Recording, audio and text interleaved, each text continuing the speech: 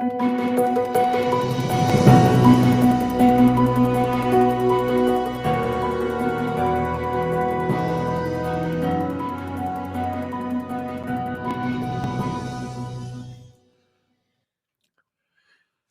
good afternoon, everyone, and welcome, Evan, for another economic and RBA update. We're now the same height. We've been put in chairs and sort of put in our little gated communities, but no, I haven't grown or Ben hasn't shrunk. We're just sort of now there. But yes, we are here apparently for the RBA update because as we're going to go through in this presentation, it's almost like it's been sort of forgotten as something that's happening because we are in a wild time at the moment. We are. So some of the big themes for today's show, we're going to absolutely go deep on the US story and obviously the Trump experiment. We're going to give an update in terms of what we've learned over the last period of time.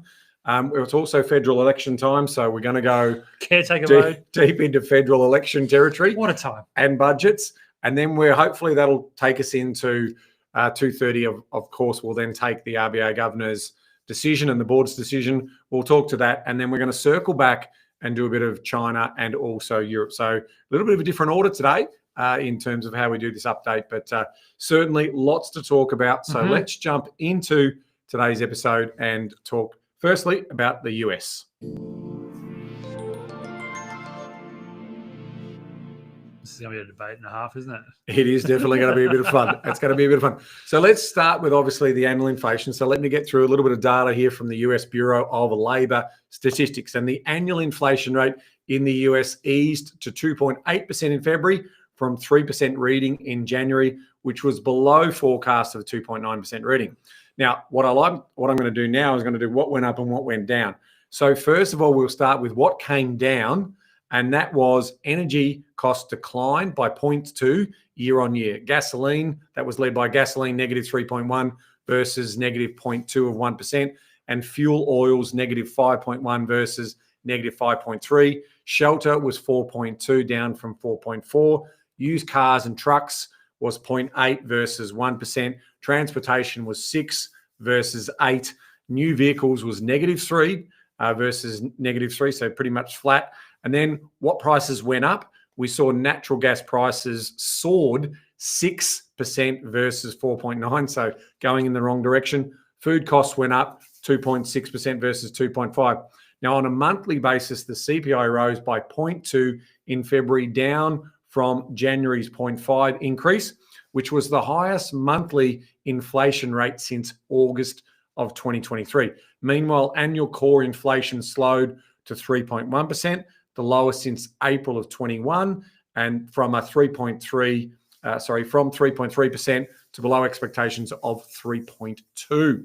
Evan, the big one straight away is the energy part of that, because again, this is the Trump agenda. So make no mistake, his number one agenda is to bring gas prices, so gasoline prices particularly, down.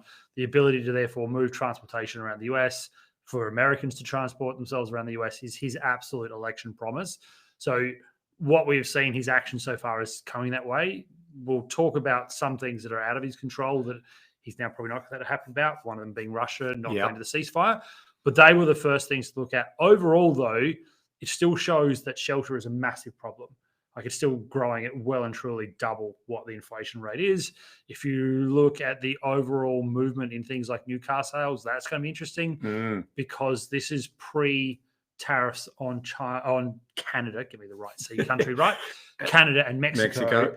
And those two nations actually combined are about 21% of all imported vehicles into the US. Ooh, good to know. So that's something to watch. The other thing to watch here is that inflation expectations. So this is the forecast of where they see inflation going. And we saw that surging year on year with the gauge rising to 4.9%, which is the highest reading since November of 2022. And that was from a previous reading of 4.3%. So this rollout of tariffs, everyone understands what tariffs means. It means everyone pays more and the government takes the revenue of everyone paying more. And we saw the inflation expectations for the next 5 years also surge to 3.9% from 3.5% in the February reading. And this is the largest month-over-month increase, wait for this, since 1993. Yeah. So the context here is real in the sense that effectively these tariffs are going to be inflationary. They are going to slow the economy down initially. This is the great debate in terms of how long can this last for, is what we're seeing in this particular data. So there is this real sense that inflation is going to be persistent. Whether that's true or not is yet to be seen. All right, let's talk about what the Fed did with the cash rate. So the Fed Reserve kept the Fed funds rate unchanged at 4.5 to 4.4% during their March meeting, extending a pause in the cutting cycle that began in January, which was in line with expectations. However, policymakers noted that the uncertainty around the economic outlook has increased, but still anticipate reducing interest rates by around 50 basis points this year, which was the same projection that they had at their December meeting. Now, off the back of that, we saw some GDP forecasts were also revised. And these policymakers know what they're talking about. So what did we see? We saw a revised lower in terms of GDP this year from 1.7 off the back of a forecast of 2.1%. So they know it's going to slow the economy down. Growth projections were also revised down in 2026 to 1.8% versus 2%, and in 2027 to 1.8% from 1.9%. So they're basically saying that this is going to take a while to flow through, and it's going to mean that the economy is going to run slower for longer, which is also quite interesting. In terms of the PCE inflation, seen to be higher in 2025, 2.7 versus 2.5%. It goes on. Unemployment rate is seen slightly higher, so moving from 4 to 4.4% from 4.3, and so that's basically saying that through this slowing economy, we're going to get higher unemployment as part of that. So the overall positioning here is tariffs put a brake on the economy. None of that was promised, was it? No, that wasn't part of the messaging. That wasn't part of the messaging.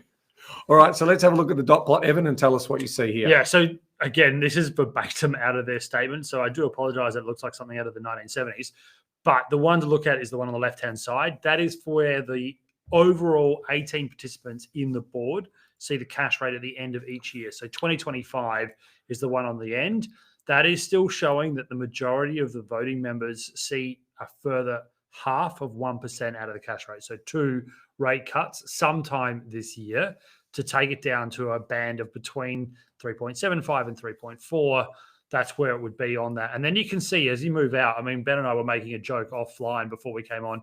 If you look at the long run average, I mean, it looks like a spaceship. And that's how hard it is for even the board now to forecast what is going to happen. Is the slowdown in GDP, is the ramping up in unemployment going to mean that they're going to be their forced hand to stimulate the economy because it needs to offset the impacts that are coming on with this incredible change that the administration is trying to implement? I mean, that's how I read this chart, and that's how I read the board now is so unsure about the impact of inflation, the impact on unemployment, the impact on growth, that it's basically telling us we can see 12 months. In fact, not even 12 months. We can see 9 months. Yeah, we're going to get to that story shortly because it is we can't see any further than that. Yeah, very interesting. Okay, so let's have a look at the unemployment.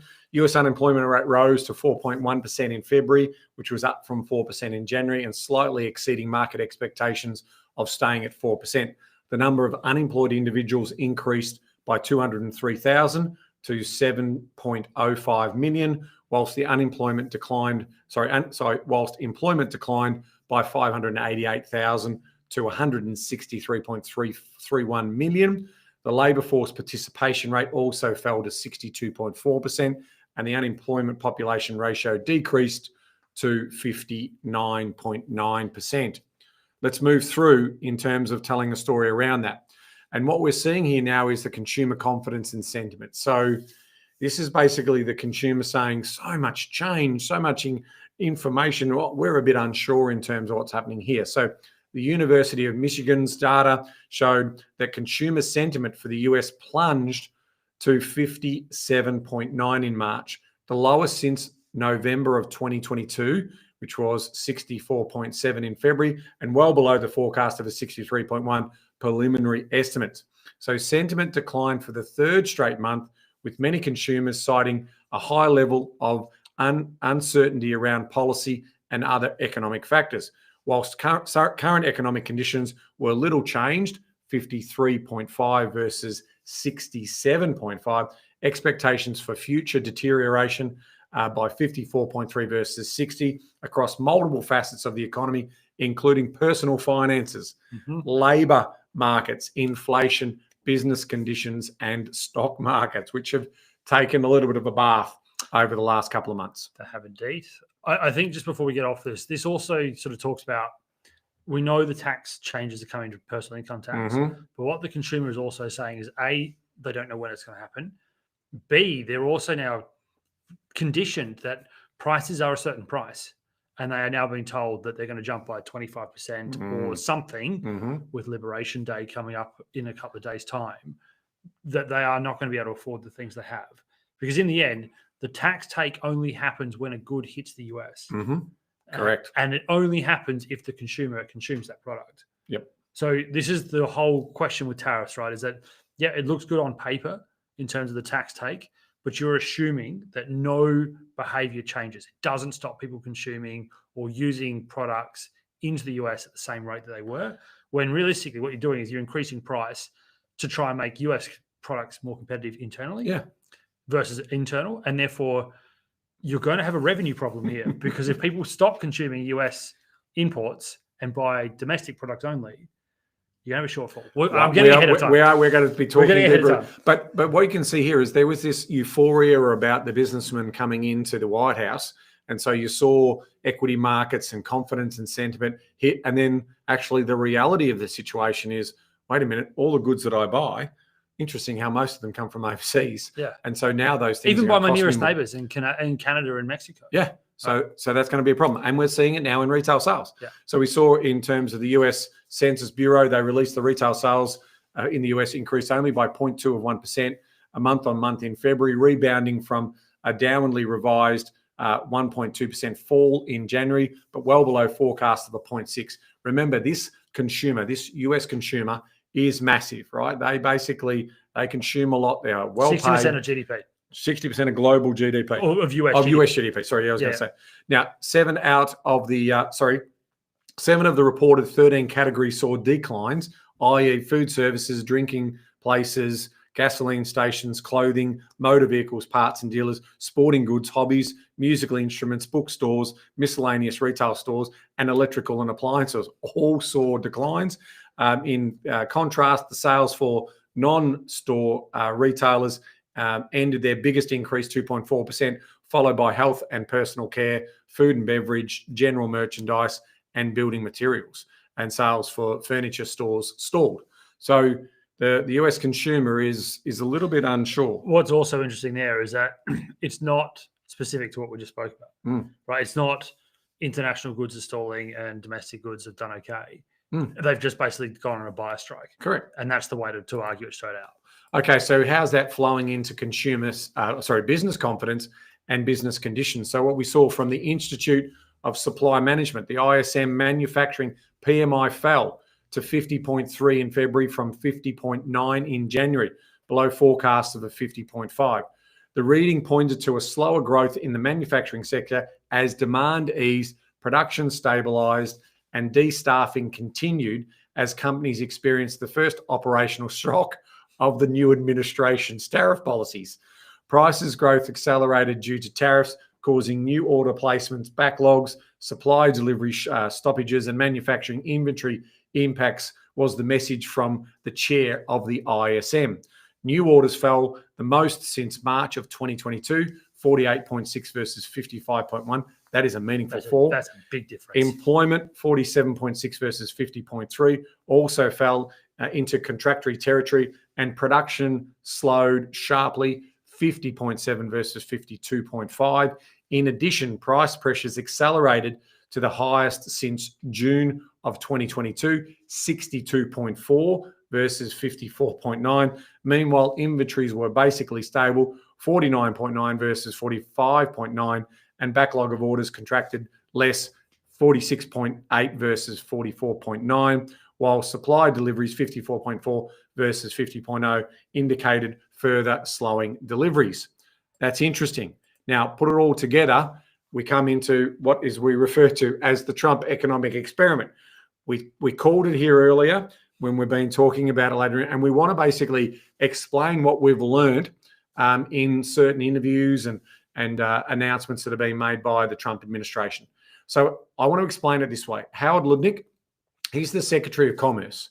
Now, he's got a goal. His goal is $1 trillion of new revenue through tariffs. So that's government money in. Elon Musk working for Doge. He's got a $1 trillion in spending savings, i.e. that's, again, further money in. Now, their job is to try and balance the budget. Now, what Scott Bessent, who is the Secretary of Treasury, so he's like the Treasurer here in Australia, he is on a mission for deregulation and personal tax cuts. Okay, so what we've got here is money coming in through tariffs. We've got spending savings that's also money coming in. But if you're going to promise, and here's the big promise that they want to make income tax zero up to anyone who earns $150,000. Now, that is an enormous money out story, right? So if they want to collect new revenue somewhere else, and I want to go on this promise. Now, their idea here is simple, that everything's going to cost more in America by as much as 25% in some cases. And so if that is going to be the case, we need to give the consumer some of their money back, and through lower taxes. So they're trying this massive experiment in terms of getting the consumer still spending by basically giving them tax cuts, but bringing in savings and monetary value otherwhere. It's still not quite addressing the enormous deficit they've got, incredible deficit they've got, but the deregulation also is about trying to increase productivity and grow the economy, which they hope that over time will also then start to address the enormous deficit they've got. So number one, balance the budget. Number two, try and, sort of tread this, it's almost like tightrope walking. Worse than that. Consumer confidence worsening. So they're trying to do it. And this is the problem. What's going to backfire here potentially, and we're seeing it already, is consumer confidence. Now, Bessent calls this the detox period, and it is true. They are going to have to go through a period of hardship, in potentially even recession. So it's about how much mettle they hold in terms of, are they going to toe the line and keep doing this for as long as they need to do it? Because it's going to take years. It's going to take a couple of years. They don't have that time. They've got midterms coming up in November of 2026. So it's definitely going to be challenging. Furthermore, what makes it more difficult is the world trade story. Talk to us about that. Yeah. So I think you need to also remember that the deficit is $4.7 trillion.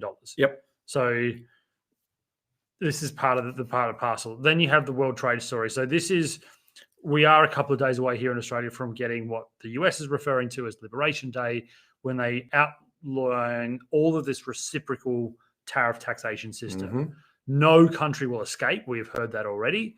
Australia is preparing up, particularly for things like beef exports, along with the pharmaceuticals that are playing out there. Then also whether or not the GST is seen as a reciprocal tax and requirements. But this dirty 15 keeps coming up, and we actually don't have enough information to really honestly tell you this is who it is, because it keeps flipping. The latest is that it's those countries with operational trade surpluses to the US. Doesn't matter how big that surplus is, as a percentage to the US, that will differ. That's what they talk about. So Ireland is a great example. It's not exactly a country with a huge amount of trade surplus on a value figure, but in terms of percentages, it is. And it's on there. Austria, similar scenario. Small country, but it is technically having a surplus to the US. All of those are part of the 15, including South Korea, Japan are on there as well, Canada, Mexico. On that list, we technically aren't. But there has been rumors that it's the 15 nations that have the largest trade, not surplus, just trade with the US, which we do fall into. So this is why, from an Australian's perspective, it's such a very, very uncertain period. And then again, behavioral economics is what I'm going to come back to. We've already seen it with what's going on in the US itself, with the ISM numbers that have perfectly illustrated the problem about where we sit. Yep. That already businesses are making decisions about what they have to do to offset the cost increases. You also then have nations that go, okay, we can't operate in the US. We can't keep selling to the US like we are, because our goods are 25% more expensive, for example. Mm-hmm. We're going to look to other nations. And we saw that in 2017 and 20. We saw that in Australia when we had the tariffs put on us by China. We went to other nations. We went to India. We actually went to the US. Yep. The final thing to remember is this. The other thing about what's trying to happen at the top of this slide, there has been an incredible amount of work from some of the major US investment banks. The best one I saw was from Citigroup, and they worked out that on the back of the envelope calculation, the tariffs are going to have to be between 15 and 20% to get even close to achieving what they want to achieve. That alone will mean that nations will start moving. It also means that even if you are getting a tax-free scenario up to 150K, the products you're buying basically will still appear way too expensive to you, and you probably will decrease your spending anyway. So then again, the revenue collection is this theoretical idea where in reality it won't, and history tells us this. There's been many nations that have tried this. Argentina is a great example. They have been failed states for a reason. Tariffs do not work. Now, and the reason why they're trying to do this is they're trying to rebuild the middle class. And so they're trying to bring that manufacturing back onshore and give those jobs. But remember, the reason why they originally left the states was the competitive advantage. And the competitive advantage comes in the cheaper labor costs. And so how do you then compete and win when AI and robotics and all of those things are still coming in? Those workers' jobs may not even materialize anyway. So it really is. They don't exist, right? So the manufacturing hubs have gone by the wayside. Yep. They're not 5 years old. They're not 10 years old. These are 20, 30, and 40-year-old places. Michigan, Wisconsin, Ohio. Their Rust Belt states have been not that for basically most people's living memory. Anyway, we need to keep moving. We do. We've got about 8 minutes or so before we head over to the RBA announcement. So let's just recap. Trump's full economic experiment has begun. They are going hard early, and they're going to see basically where it lands. It's clear that inflation in the near term is going to increase. It's clear that it's going to have an impact on jobs in the short term. It's clear that it's going to have an impact on consumer consumption and sentiment impact in the near term. And obviously, we don't know what this tariff announcement means come Thursday morning our time in terms of the Dirty 15 and how big a thing it's going to potentially be. So fascinating time in terms of this experiment, and we'll see how it plays out. In my mind, it's a 1 in 10 chance of being able to do that. I know you're being optimistic. You've got a little bit more of a long shot, but that's basically where I sit. All right, let's go to Australia.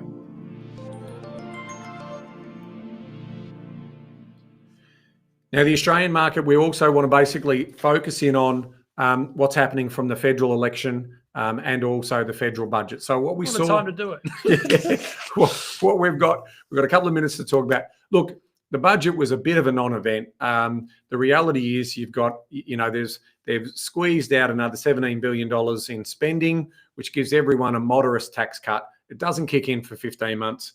And then you've got the cut from the petrol excise, which is the Liberals' proposition, which kicks in pretty much sooner rather than later. Interesting about the tax cuts that the accountancy firms, some of the big accountancy firms pointed out, is that if you notice their language, they keep saying over the next few years, you will all receive it.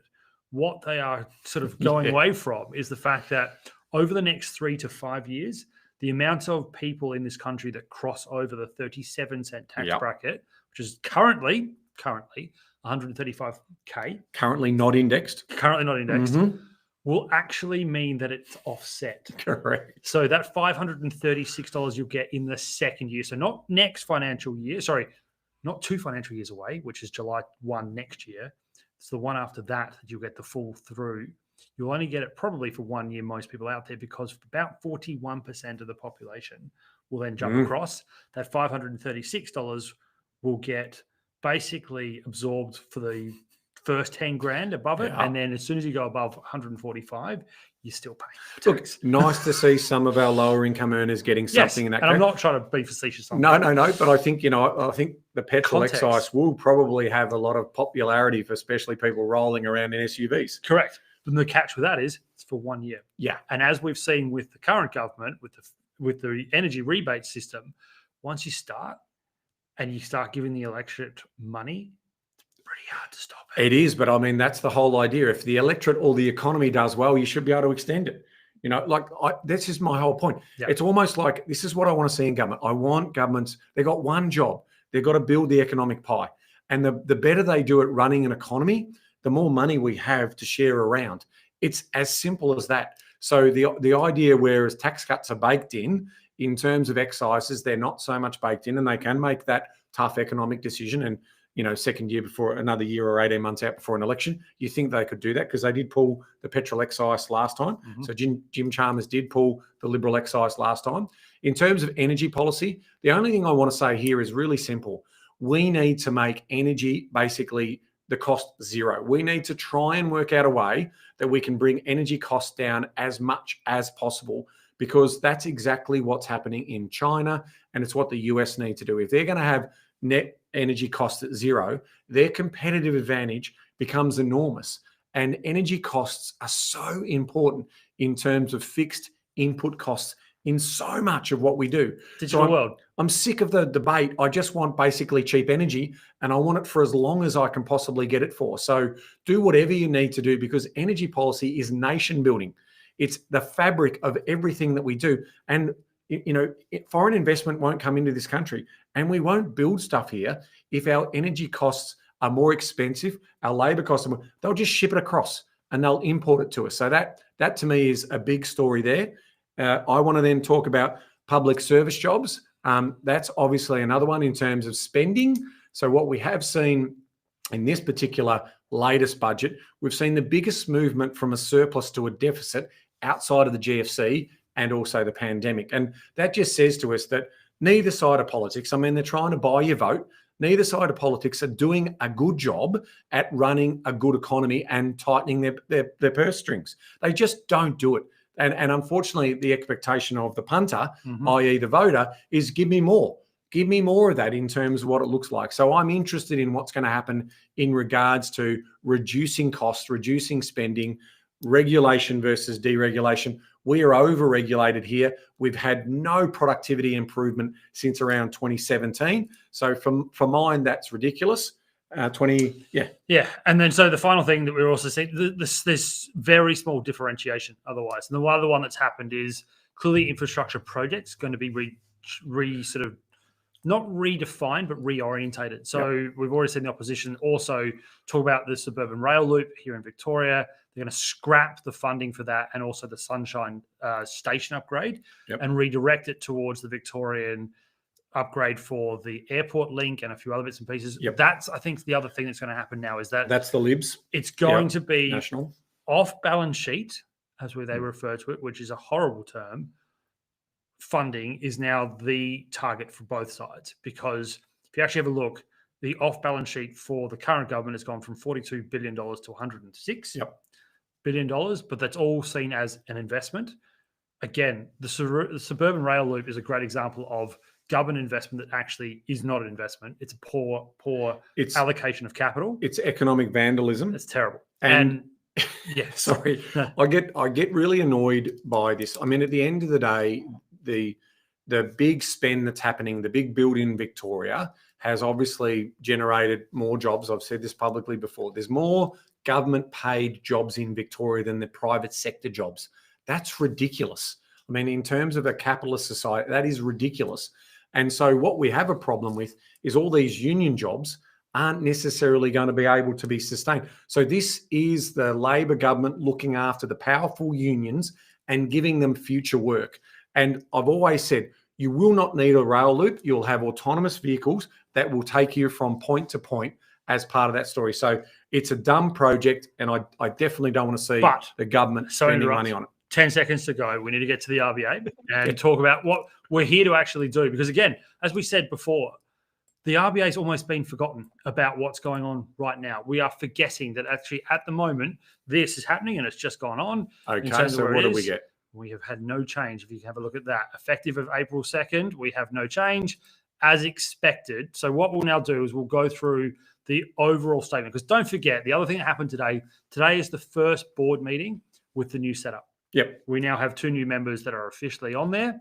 Somebody made a joke the other day that the board shouldn't be a place for retired, basically, chief economists. But in saying that, we do now have this scenario, and it will be question about what I'm going to be talking about for the next 20 minutes, which is underlying inflation is moderating. I'm glad to see. So the outlook remains certain, because I think the RBA now is going to set itself up to switch the narrative. The narrative of 2025 will be uncertainty. Bang. That's the first headline in the second paragraph. And 2, that inflation, although it's probably still a bit of an issue for them, that they have to start worrying about the outlook for the growth of the economy. And they have technically, according to them themselves, still got the handbrake on, although it's not at full, it's sort of levering off a bit. Are we now seeing a statement that gears us up to not just further rate cuts, but plural? Like, is it 2? Is it 3 in 2025?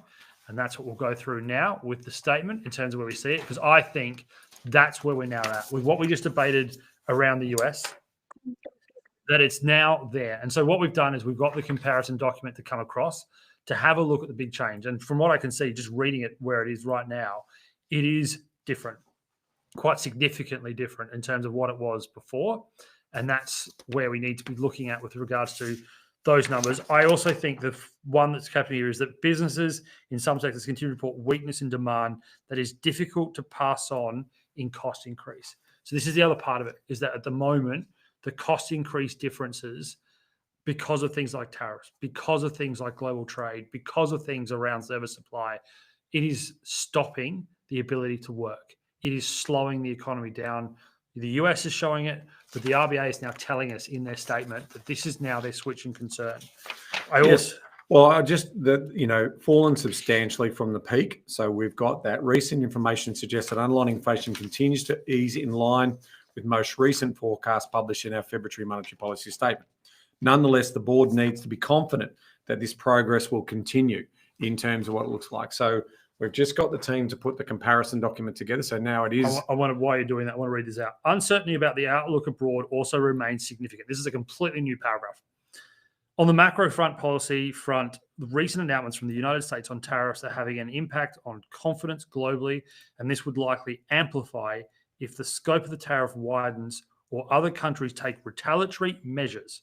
Global politics uncertainties are pronounced. These developments are expected to have an adverse effect on global activity, particularly households, firm delay expenditures, and greater uncertainty. Inflation, however, could move in either direction.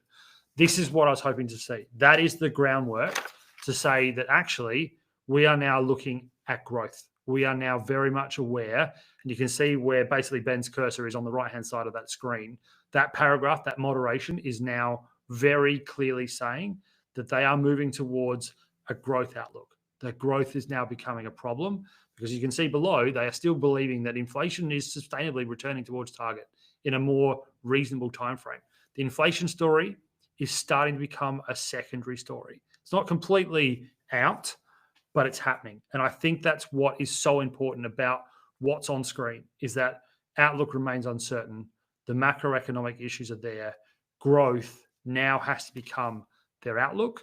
And that therefore means we're going to start to see issues around rates and where rates are at the end of the year, which means that when her press conference happens in around about an hour and a half's time, it will be absolutely telling, because she is going to get very much, or at least I know the journos are getting better at it, finally actually drilling on to the idea that what are you now concentrating on? And I would argue from this statement, the flip is on, that we are moving away from constantly looking and thinking about inflation to having to think about the outlook in the next 2 to 3 years of where the Australian growth part is going to play into it. Yeah, and I think they're hedging their bets here in terms of what we can see here. The board's assessment of monetary policy, you can see where it's changed, remains restrictive.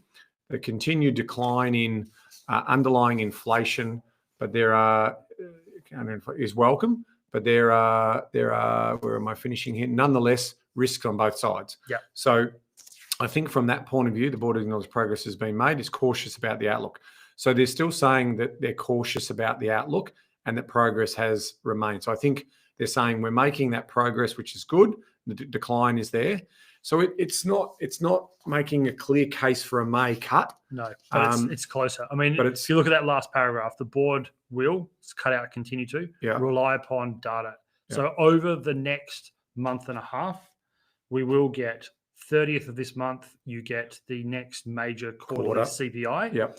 You also get the wage price index in the early part of May, and you'll get in the middle part of May the next GDP figure, which we're about to go through. Yep. That makes May much, much more, as that last paragraph says, rely upon the data and evolve an assessment from there. So they like rolling 3 months. Don't ever underestimate how much they love quarter data. That it will tell them, okay, end of last year, things were slowing down. Yep. Christmas period, we knew that. We've got that data. We've seen that the GDP figures are slowing. Unemployment still holding, but it's starting to tick up. Yep. Part of the reason unemployment's there and employment's interesting is something that Ben's going to go through in a minute. Nice little segue. Yeah. Nice little So let's segue do into that. have a look at some of the data in terms of what we're looking at here. So let's return back to that decision. So we've obviously rolled through the decision from the RBA. We've got the statement that we've just had a look at. So the cash rate remains at 4.1%, which is what we were talking about. We did mention there's 2 new board members on there. We're hoping to get some insight also from the governor about who's voting in which way on the board. So that will be a new development. It looks like July coming into we might effect. get that. So similar to like a dot plot or what the Bank of England does in terms of, that might be anonymised in terms of who voted what, but we'll get a bit of a sense in terms of how each independent board member is voting. The way the Bank of England does it is basically it's as simple as hike, hold, cut. Yep. And then there'll be a 0, 5, 4, or however the spread happens to be.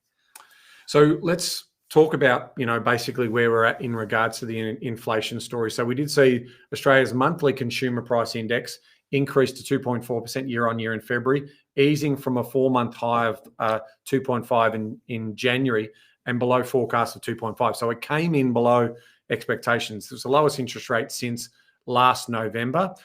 Let's look at what's coming down. And this is the good story here, right? Like this is where I'm sort of getting more confident about an earlier rate cut in May than sort of waiting for July, right? So food prices moderated 3.1 versus 3.3. Now, when I go through these numbers, it's really important to remember that 2 to 3% is the range that they want to see these changes in overall. But you're also then thinking about how quickly are they coming down. So food prices down from 3.3 down to 3.1, and that's off softer grocery items mainly. Then you've got housing prices. They rose softer, so only a 1.8% versus 2.1. Recent costs rose less since March of 2023, so 5.5 versus 5.8. So costs, and then new dwelling climbed in the softest pace since May of 2021, 1.6 versus 2%. Electricity prices fell. We know why, because the government's basically buying out your electricity prices. So that was negative 13.3 versus negative 11.5. Clothing 1.8 versus 2.1.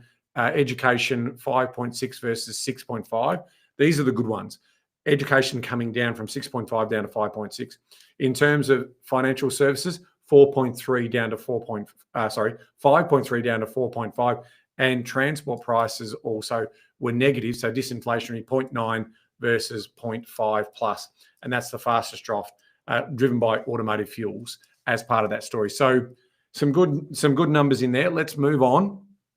This is the one that we wanted to talk about, which, Evan, if you want to just talk to this graph in terms of where we see it moving. So we've deliberately highlighted that 2 to 3% band with those lines a little bit stronger. As you can see, you've now got annual trim mean, which is the one the RBA looks at, which removes the top 15 and the bottom 15% out of the CPI basket to give you a much more rounded view of where it is rather than volatile items. It is now inside that band at 2.7%. That needs to be highlighted as a massive positive because it does show, and that term sustainably back to it is happening. There was a concern, as we saw in sort of, I think it was September last year, it was actually going the wrong way. It was actually starting to tick up. Do remember also CPI is not a true full measure of inflation.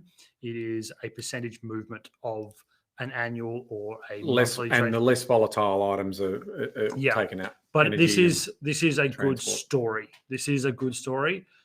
One of the things that Ben sort of talked about before, though, that is a bit of a problem. We've talked about the fuel excise before. I mean, the fact that it's declining 13% is because of government intervention. If you were to take it out, it would probably mean that blue line, which is the monthly CPI indicator, would pop up above it. And the RBA is still forecasting that when you take that off, which originally was supposed to be July, they're going to have to revise their current figures because at December this year, they had it at 3.7, which was to take into effect. Now they'll probably move it out to June next year. But even so, this shows you that the chart is there, the trend is there. Do need to also caveat there's only 65% of the total CPI basket, but like I said before, and in the statement, inflation now may be the secondary story for the rest of 2025. Look, I think the way in which I look at this is once the quarterly data comes out on 30th of April, Yep.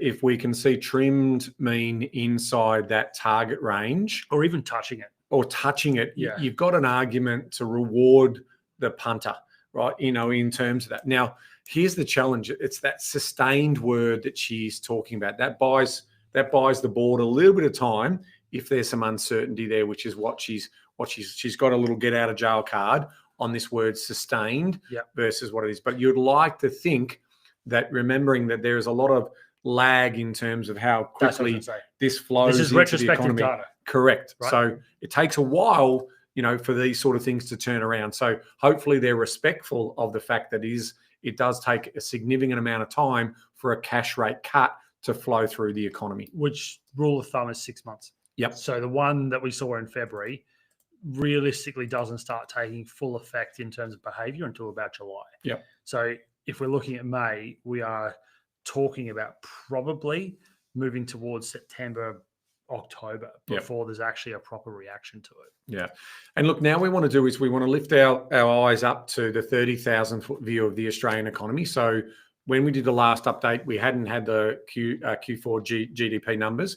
We've now got those Q4 numbers. So we want to do a bit more of a deep dive in terms of how healthy is the Australian economy and where are the challenges in the Australian economy. So let's go through the data. We did see basically that the GDP for the quarter four increase or grew by 0.6% quarter on quarter, accelerating from a 0.3 in quarter three and exceeding market consensus of a 0.5% increase. So better than expected. This marks the 13th quarter of expansion and the fastest pace since Q4 of 2022, driven by rebounds in household spending as expenditure on essentials like rent and healthcare continue to rise. So that's not necessarily great because that's the inflation bit that's coming in there as well. Private investment also picked up. That is a good sign, supported by increased investment in new engineering, electricity infrastructure and mining. On the trade front, exports of goods and services grew robustly at 0.7%, whilst imports edged up just 0.1%, contributing 0.2 points to GDP overall. Government spending rose 0.7. Now, that is easing from a 1.4% rise in Q3. And we've also got to claim we will come to this. Government spending is also state and federal, not necessarily just federal spending, but it still is on the rise.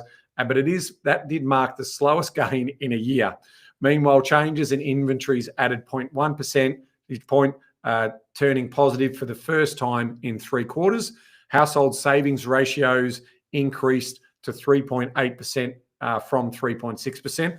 I like that in terms of households are being diligent and not getting into debt. And on an annualized basis, the GDP expanded 1.3% after a 0.8% rise in Q3 and above consensus of a 1.2% rise. Now, we're going to have a look at some charts that Evan's put together. And I really like this story from a macro point of view. Because we need to start thinking about, okay, where does the RBA have to look at? So first and foremost, this is our real GDP to the selected advanced economies that realistically matter to us.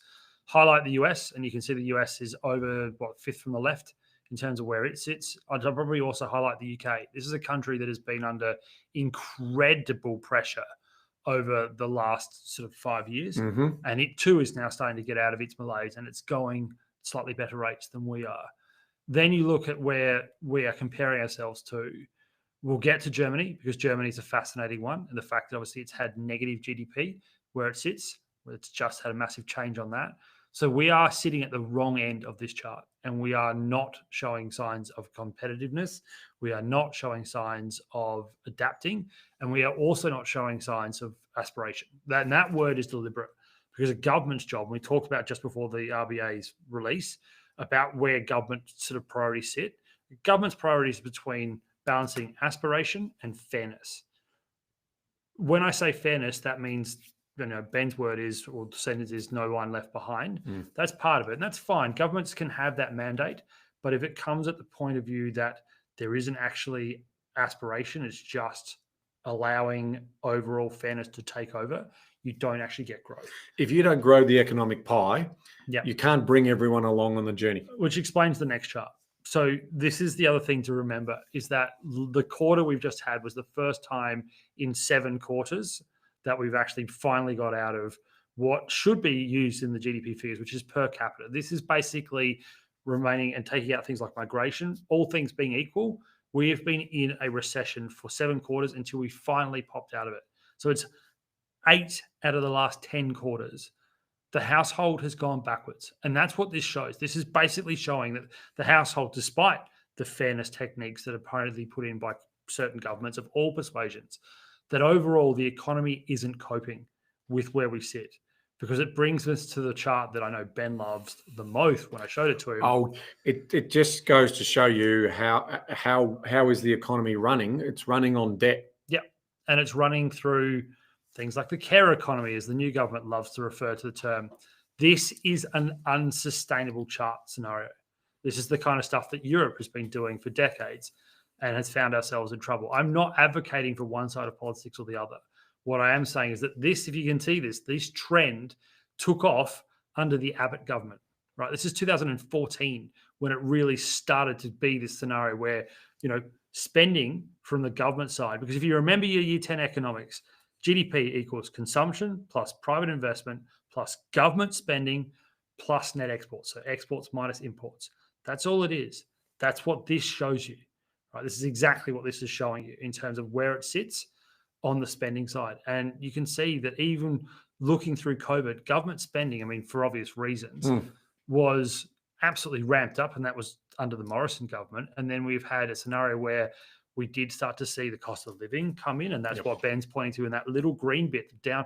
Hang on a minute, the current government couldn't be slugged with the cost of living scenario and seeing mass unemployment. That would be bad for them. So the ramp up in spending was there. So I know you want to get to the next chart coming up, which is around employment, because it perfectly illustrates that in another way. Well, yes, so it's a couple of charts away, but let's just quickly analyze what's happened from the employment story, because one of the reasons why interest rates are holding where they are is because employment is still so strong. Yeah. Right. And so we'll get to that in a second. So let's have a look at the numbers that came through. The seasonally adjusted unemployment rate stood at 4.1% in February, unchanged from January's 3-month high, and that matched market expectations. The number of unemployed people dropped by 11,200 to 612,600, with those seeking full-time jobs falling 11,300 to 411,200, while those looking for part-time work jobs rose by just 100 people to a reading of 201,400. The number of folks employed unexpectedly declined by 52,800 people to 14.51 million, missing forecasts of a $30,000 gain after a downwardly revised 30,500 revision that we saw in January. Full-time employment dropped by 35,700 to 10.01 million, and part-time fell 17,000 to 4.51 million. The participation rate fell to a 9-month low of 66.8, but still at very, very high levels, from the record peak of 67.2 in January and below forecast of 67.3. The underemployment rate edged down by 0.1 to 5.9%. And here's the disappointing one. Monthly hours worked in all jobs shrank by 8 million to 1.973 million hours. And so from that point of view, that means productivity is going backwards again. Because what I want to highlight, comparing us to the US, so the US participation rate is at 62. Yeah. And we're at 66 and more than like 67, 66.8. There is an argument at the moment that, for instance, there's a positive to what's been happening in the employment market, which is that there is more women in employment now than there has ever been in history. Yep. Part of the reason they're doing that is that dual income families are required to actually deal with the living standards that we need and the living standards required, but also to deal with what Ben's just talking about before, which is that because everybody is still, inverted commas, employed, we have high rates of mortgages. It's probably elevated and kept inflation going for longer than it probably needed to. It's horrible people losing their jobs, not denying that at all. But this is the question that will be debated in theory over the next 20 years, is that during this period, should we have actually ripped the Band-Aid off and taken the hurt, or should we have prolonged it? And we won't know the answer to that question for another 10 years. Well, you'll never know the answer because True. they're all hypotheticals in terms you'll never actually fair know. Point. But I think from that point of view, I mean, yeah, women are aspirational. They've got their own, like, and so they should be sports, and they like, it's brilliant. It's absolutely fantastic. But to your point, it adds more money into the economy, and that obviously then does push prices higher. But it also explains the employment figures in the fact that what they're doing is that it actually shows the household to survive is making decisions that they didn't normally have to do. So if you look at the amount of full-time work to part-time work, that's fascinating, along with the underemployment figure. So the underemployment figure shows that actually more and more people now are actually in work. They actually are gaining a level of employment that they need. Yep. So those women may actually be working part-time, but it's enough to sustain it. So Correct. There's so much data in the employment figures that show the household has physically changed forever, which I think is a very positive thing. Yep. But it's also a reaction to the scenario that their living standards find themselves in. So the trade-off is how heavy the bottoming out would have been. Yep. And off the back of this, and this is what we see in this particular chart here. This is a chart that just brings it all home. There's the public sector jobs versus the private sector jobs and the total jobs overall. So we've seen a complete revision or reversion, I should say, in terms of really you want public sector to be driving the investment and driving the jobs growth. We didn't see that. What we've seen is increased government spending to be able to keep those jobs afloat. So that's how they've been able to land the plane in terms of not seeing a harder economic landing. But the byproduct of that is higher interest rates for longer. Yeah, so the runway's longer. Yeah, that's right. The runway is going to be longer, and we haven't seen, because in theory, private sector have done their job in terms of taking the heat. Because there's not enough, they've got to find cost savings and so forth. So ultimately, they're not employing more people and they're expecting higher productivity. But they've all turned to this government-driven public sector work in the care economy and also in back office and administration and all that type of stuff. So that's where I get a little bit annoyed in terms of the waste and, the decisions that we're making about when we are talking about not leaving no one behind. My view on that is people need to have aspiration. The best form of satisfaction and purpose is to have a job, and add to the community and be a positive net contributor rather than a positive net taker. And so that's what we want to see, because if everyone just knows that they can take the foot off the accelerator and do nothing and get housing and get free healthcare and all of the other things, that's not the society we want to build. That's not aspirational. And all of those other people are working harder to grow the pie, only to get their take, more of their earnings being taken away to support the community. That's the delicate balance that we're trying to get. That's why centrist politics works, because you're trying to get that balance to look after the most needy in your society, but also say to the others, no, come on, get in there and make a contribution and, go and add value to your life and live a meaningful life. Trump experiment, shall we call it, is trying to change up one of this. One of the things that I harp on about, and I've done it on this program many times and I will continue to do it, the tax scenario and the tax take in this country is skewed wrong. Yeah. So 75% of all tax take comes from personal income tax and business tax. 60% of that's actually personal income tax. Yep. Part of the reason why we have the highest amount of per capita, we are the highest actually in things like trust accounts, is because you're taking away aspiration. How do you get around aspiration? Yep. Behavioral economics. Every action is an equal opposite reaction. People will then find ways to get around it. And that's why you have all of these, fossicking, and that's what it is, ferrying away these monies. You're trying to minimize your tax legally. And there's nothing exactly what the word there is, legally. There is nothing wrong with doing it. But it makes the system incredibly complex.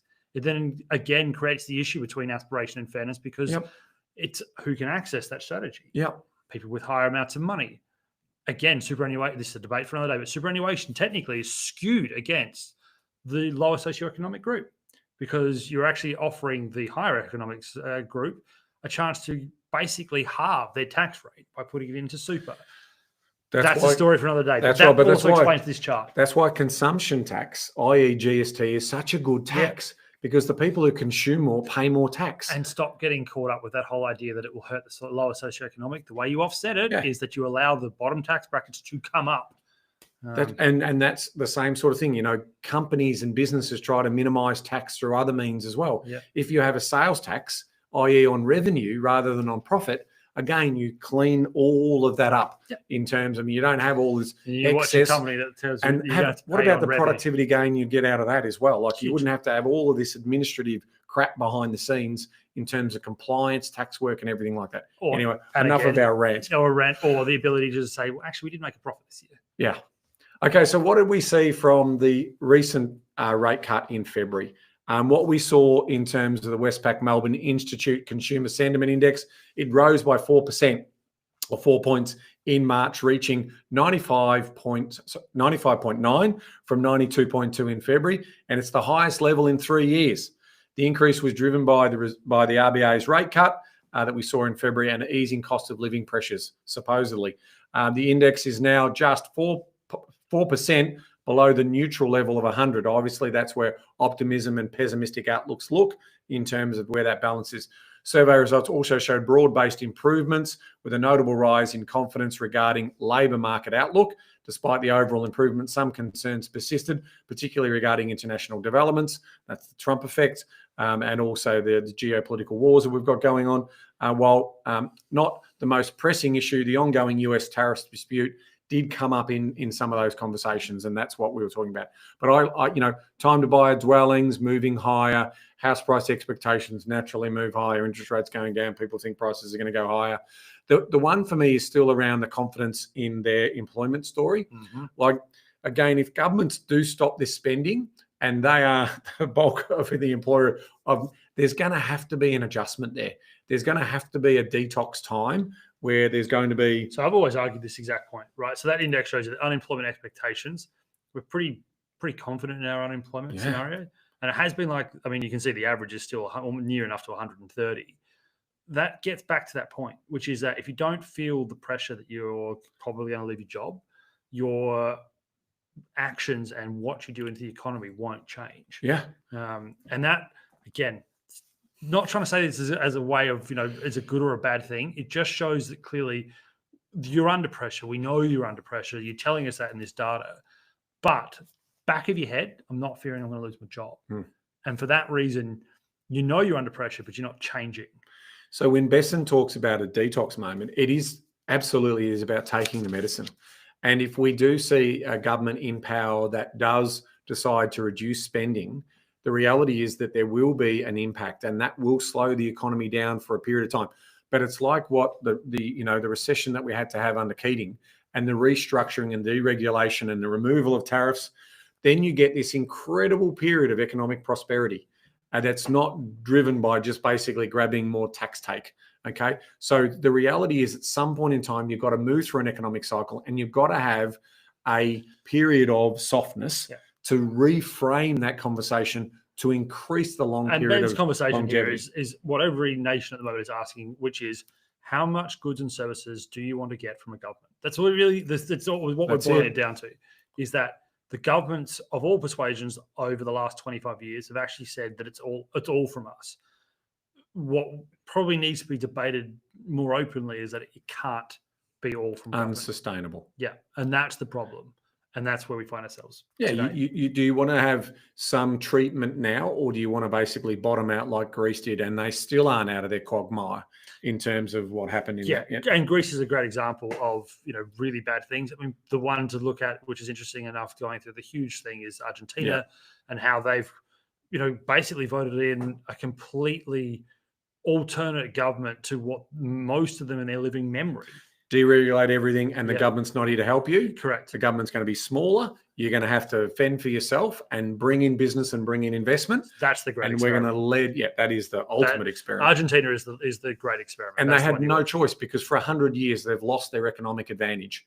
And so they are literally rebooting. And defaulted 3 times. Yeah. As a nation. As a nation. 3 times. And so that's again why, we keep coming back to house prices and so forth. Economic activity is the ultimate measure of house prices. Make no other mistake about it, because you can see in Argentina for a period there, you could buy units in the downtown for 20,000 US dollars. Yeah. Like it's just. I even heard it got worse than that. It did. Yeah. But again, this is also about politicians promising everything, right? And then they get voted in, and the next politician comes along and says, I'm going to promise you even more. And the next one comes in, I'm going to promise you even more. At the end of the day, that's unsustainable. You've got to run the economy the same way we run our household budgets. We can't just go and print money. We just can't continue to ratchet up our debt. We're insolvent. It's unsustainable, and governments need to be accountable for that. But we as consumers and society and people who vote these governments in, we've also got to set that agenda to get the balance right in terms of what that looks like. So here's what we're going to have a look at in terms of now retail sales. So retail sales in Australia grew by 0.2 month on month in February after a 0.3 rise in the previous month, and softer than market expectations of a 0.3% gain. Food-related spending supported the upturn, particularly food retailing and also cafes, restaurants, takeaways, food outlets. So we are mentally moving on from higher interest rates. It does feel like we're opening up our wallets a little bit more in terms of wanting to spend a bit. Still not at the level yet. We're going to see 1 or 2 more rate cuts that will have a wealth effect. The prices of our properties are going up, which we're going to talk about shortly. Mm-hmm. So that will make us potentially be a little bit more confident to do some of that spending. But that's ultimately what we've got to look at. In terms of the business conditions, this is where look at the inconsistency here, right? I mean, at the end of the day, businesses want confidence in government. They want confidence in what's going to happen from a regulatory point of view, and they want to make investments for the medium to longer term. And basically with the politics of today, there's just a lot of uncertainty around what that looks like. So we saw the Australia's NAB's Consumer Confidence Index fell sharply to -1 in February from an upwardly revised 5 reading in January, marking the first negative reading of the year as sentiment fell across industries, particularly in mining, recreation and transport. On the data points, we saw business conditions edge up from 4 versus 3, sales 8 versus 7, profitability -1 versus -2. So these are all positive signs in current conditions, but the outlook is where they're worried. In terms of conditions, we're mixed amongst industries, mining, construction, transport rising, wholesale, manufacturing and finances shrank. So they were rising markets while wholesale, manufacturing and finance shrank. In terms of forward orders were steady at -3 amid stabilised capacity utilisation, 81.9 versus 82, and capital spending 5 versus 4. Purchase costs growth rose by 1.5% in quarterly equivalent terms, while labour cost growth slowed to 1.5%. Product prices growth eased to 0.5% from 0.8, while retail prices remained unchanged. Now, NAB's chief economist, Alan Oster, noted confidence fell below range again, indicating that businesses remain cautious about the outlook. Little shout out to Alan Oster, I should say. We've had Alan on the podcast, Property Couch. Many times. He's a great guy. He had a fabulous career as the chief economist of NAB. He has retired at the end of last month, which was yesterday. Yep. So congratulations for a fabulous career and obviously all of those great insights that you share with us, Alan. So thank you very much. And we now wait to see who replaces him, because it's one of the most hotly debated seats out there, along with Westpac. Yes. So we know Westpac got taken by Liz Ellis. Yes. Lucy Ellis. Lucy, yeah. Not Liz, not the former netball captain. His seat will be very hotly contested. So whoever gets it will be somebody of pure excellence. Absolutely. He's a gent. Okay, let's just round out the story around the property market. So what we did see is definitely a change in momentum. So value prices increased to a record high as the median house price across Australia reached a new peak, increased by 0.4 on the month. And that's the consecutive growth month after a short 3-month decline that we saw prior to the rate cut. And looking around the grounds, what do we see? We saw growth return back into the Sydney market. We saw 0.5% for Melbourne. In terms of Brisbane, 0.4, Adelaide, 0.8, Perth, 0.2. Hobart was the only capital city market to decline. Darwin's come out of the blocks with a 1% rise in the month.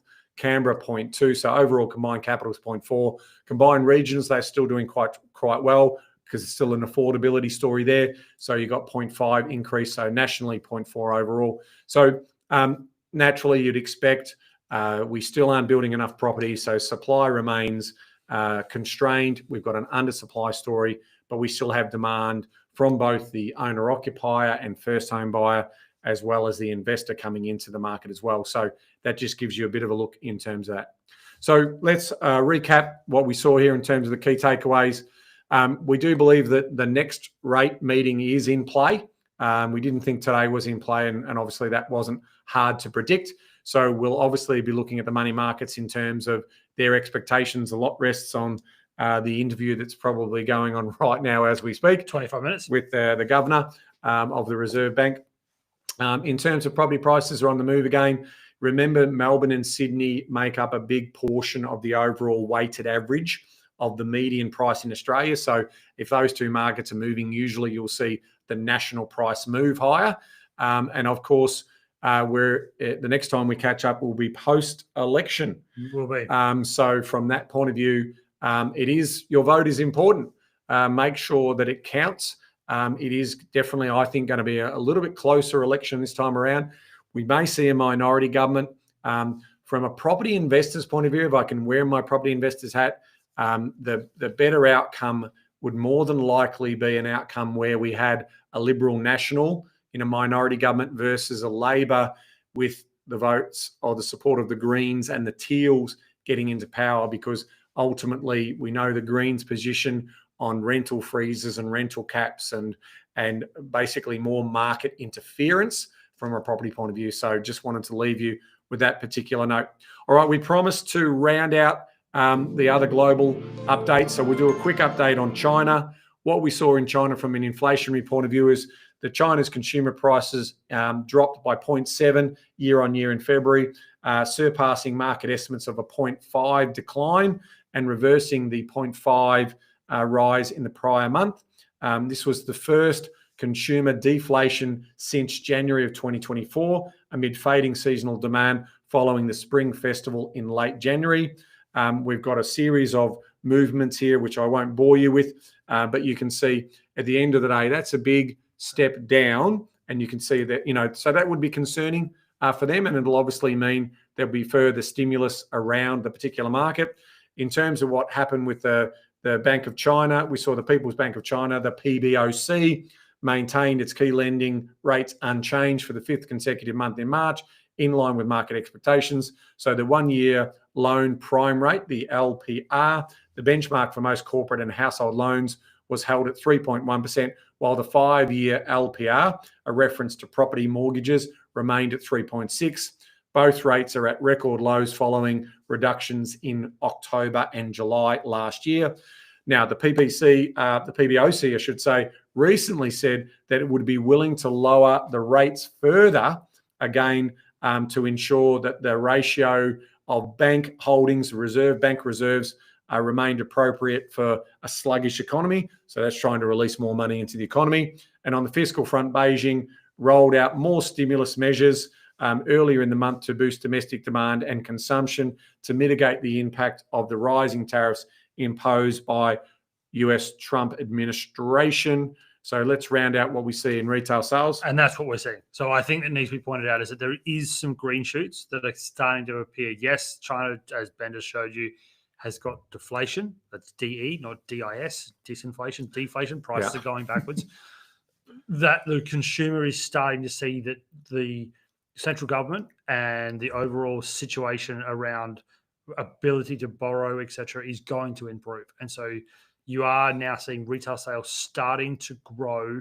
It is going to be something to watch because, again, using history as a guide, 2017 through 20, during the previous Trump administration, China did what it's always said it would do if things got tough, which is to look to itself. Yep. And that appears to be the actions that we're starting to see. They've been very quiet deliberately. They have announced some reciprocal tariffs against the US, again, like 2017-20.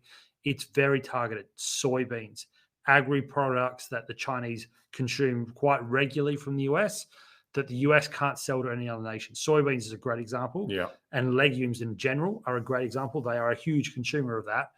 And that really does hurt American farmers because Chinese come to people like us, for example, for similar products, and our products will appear more competitive, attractive, and so if they're tariff free. Keep an eye on this, and this is interesting. And again, I also note the ambassador to Australia in the last 48 hours has said that Australia and China should talk about getting through these tariffs together. Interesting that geopolitically that's not likely to happen, and national security is a different story. But this is an interesting sign that shows that the Chinese are doing what I expect them to do, which is to look after themselves and ride out this period by looking internally. Okay, so let's have a look at the retail sales in China increased by 0.35% in February over the previous month. Now, we need to give context on here because that doesn't sound like a big number, but retail sales month on month in China averaged 0.7. So it's half of what the growth during 2011 to 2025. So we got this huge engine of economic growth that was happening during that particular period, reaching an all-time high of 4.98% in May of 2020. It was obviously during that COVID period where everyone went in and got their stocks before their country shut down, and a low of negative 10.77% in January of 2022, hence the COVID period.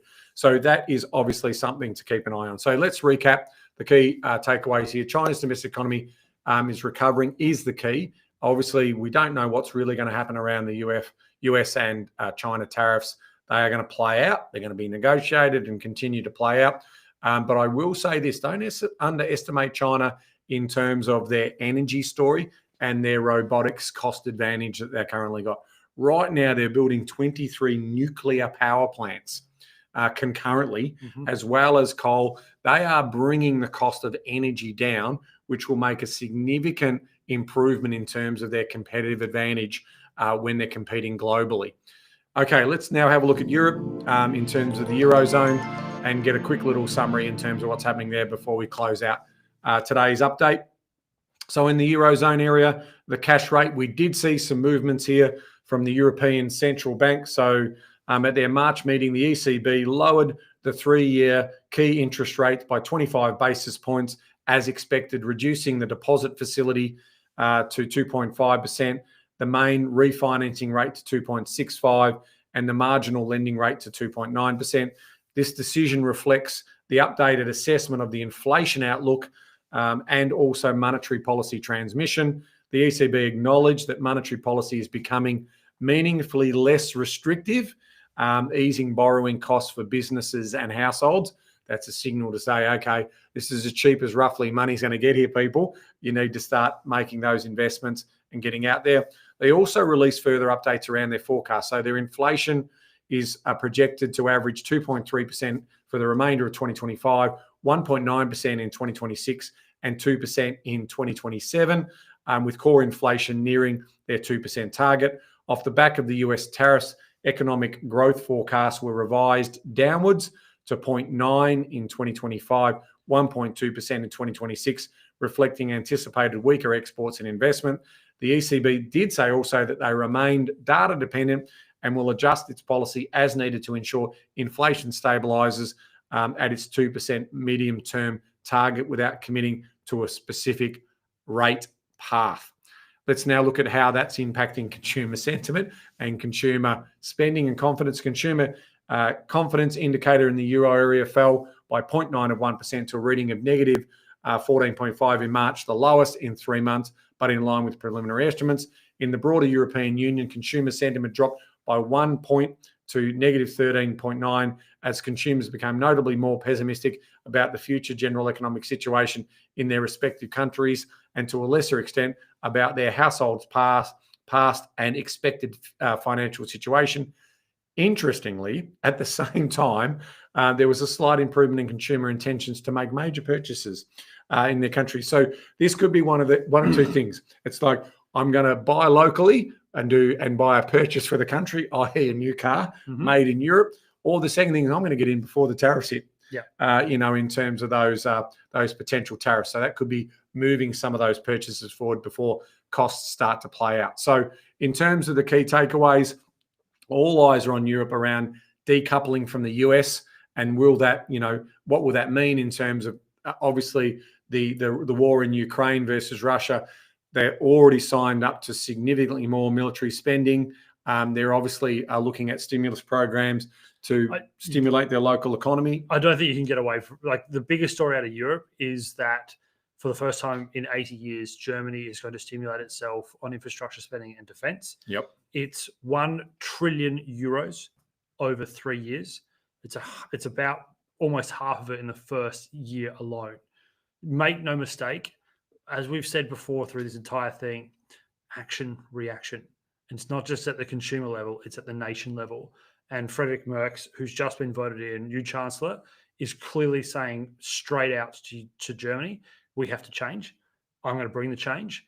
And the change is also going to mean, as Ben pointed out before, with consumer confidence, but also business, is that we are going to look to ourselves.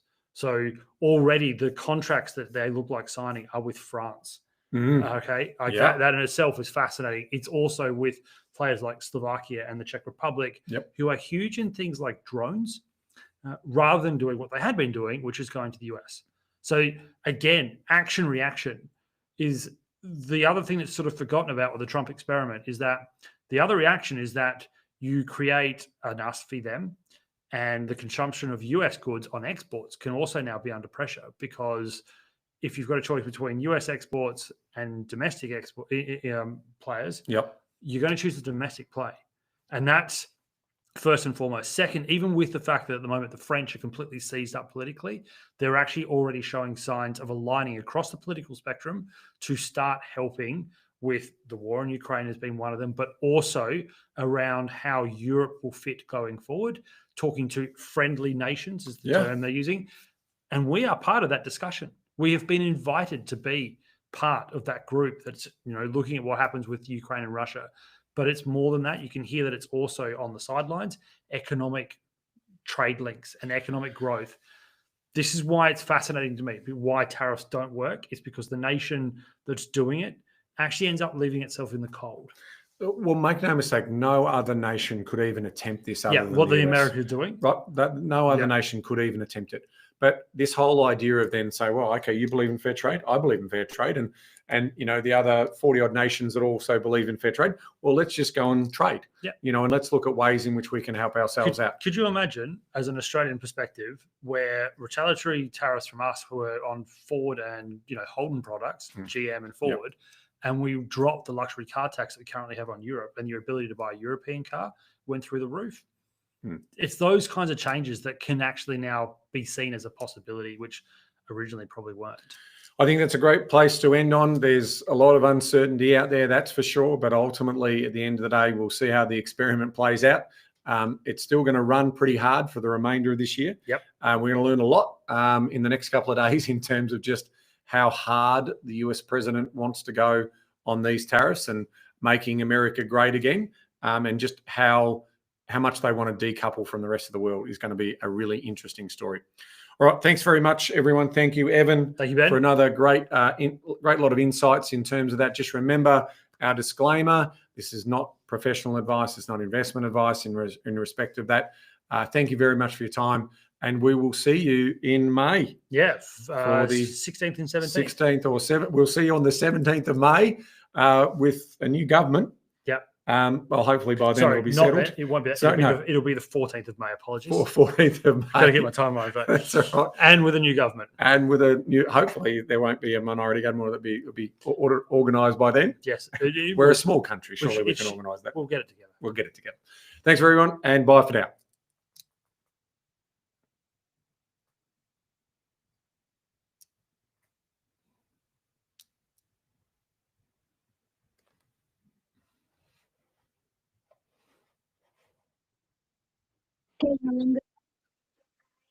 Thank you. And 11 minutes till the press conference.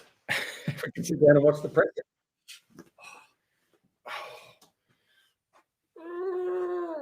At one point there, I thought I was going to get a cramp in my hamstring.